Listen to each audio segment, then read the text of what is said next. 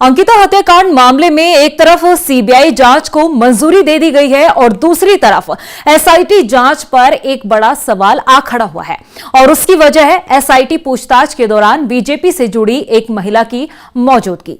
आखिर पूछताछ के दौरान इस महिला की मौजूदगी क्यों रही और क्यों विपक्ष इस पर सवाल उठा रहा है। नमस्कार, मैं आपके साथ प्रियंका मलिक हाजिर हूं इन तमाम सवालों के साथ खबर उत्तराखंड पर।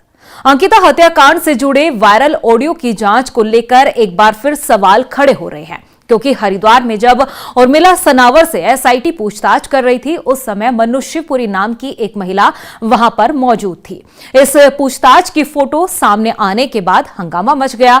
विपक्ष ने इस पूछताछ पर ही सवाल उठा दिए। विपक्ष ने पूछा है कि एसआईटी जिस वक्त उर्मिला सनावर से पूछताछ कर रही थी उस समय बीजेपी से जुड़ी महिला वहां आखिर क्या कर रही थी। कांग्रेस ने इस पूरी पूछताछ पर सवालिया निशान खड़ा किया है। क्या कुछ कहना है कांग्रेस की ये महिला प्रदेश अध्यक्ष ज्योति रौतेला का, आपको सुनाते हैं।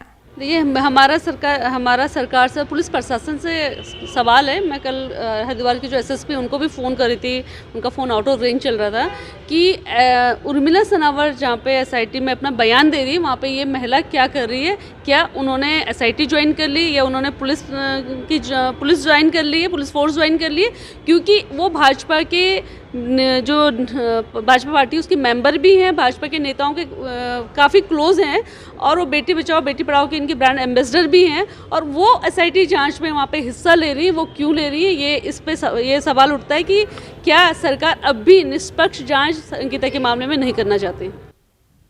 तो सुना आपने, अब विपक्ष सीधे तौर पर सवाल खड़ा कर रहा है। दरअसल मनु शिवपुरी खुद को राजनीतिक कार्यकर्ता बताती हैं। वो बेटी बचाओ बेटी पढ़ाओ अभियान की ब्रांड एम्बेसडर भी रह चुकी है। बीजेपी से उनका जुड़ाव कोई छिपी हुई बात नहीं है। बीजेपी दफ्तर में वो कार्यक्रमों में शामिल होती रही है। यहां तक अपनी फेसबुक प्रोफाइल पर भी उन्होंने इससे जुड़ी तस्वीरें साझा की है। कुछ तस्वीरों में हरिद्वार के सांसद त्रिवेंद्र सिंह रावत और बीजेपी के विधायक मदन कौशिक के साथ वो बैठी हुई नजर आती है। यही वजह है कि उनके एसआईटी जांच के दौरान शामिल होने पर सवाल उठ रहे हैं। हालांकि इस मसले पर हमने मनु शिवपुरी से उनका पक्ष जानने की भी कोशिश की है। मनु शिवपुरी ने उनके ऊपर लग रहे आरोपों से साफ इनकार किया।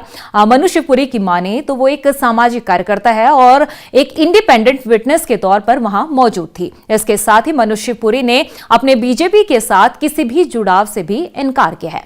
मनु शिवपुरी की इस सफाई के बाद सवाल एसआईटी पर खड़ा हो जाता है। क्या यह महज संयोग था कि एसआईटी को इंडिपेंडेंट विटनेस के तौर पर सिर्फ मनु शिवपुरी ही मिली ही? कहीं ऐसा तो नहीं कि सोच समझकर ही मनु शिवपुरी को पूछताछ के दौरान वहां पर बैठाया गया था? निष्पक्ष और पारदर्शी जांच का दावा करने वाली एसआईटी को क्या कोई और इंडिपेंडेंट विटनेस नहीं मिल पाया? यह मानना भी मुश्किल है कि मनु शिवपुरी के राजनीतिक पार्टियों के कार्यक्रमों में शामिल होने की जानकारी एसआईटी को नहीं होगी। अंकिता भंडारी केस शुरू से ही राज्य की जांच एजेंसियों के लिए एक अहम केस रहा है। पहले भी आरोपियों को बचाने के आरोप राज्य की जांच एजेंसियों पर लगते रहे हैं। जनता आज तक अंकिता केस की जांच के लिए बनी एसआईटी के उस निष्कर्ष को स्वीकार नहीं कर पाई है जिसमें उसने वीआईपी की थ्योरी को ही मानने से इनकार कर दिया। इन सब के बावजूद क्या एसआईटी की पूछताछ में इंडिपेंडेंट विटनेस के तौर पर ऐसी महिला को बैठाया जाना जिसकी तस्वीरें बीजेपी नेताओं के साथ हो, कहां तक सही ठहराया जा सकता है? इस मसले पर आपकी क्या कुछ राय है, हमें कमेंट बॉक्स में बताना ना भूलें। और अगर आपने अभी तक हमारे चैनल को सब्सक्राइब नहीं किया है तो सब्सक्राइब करें और बेल आइकन दबाना ना भूलें। नमस्कार।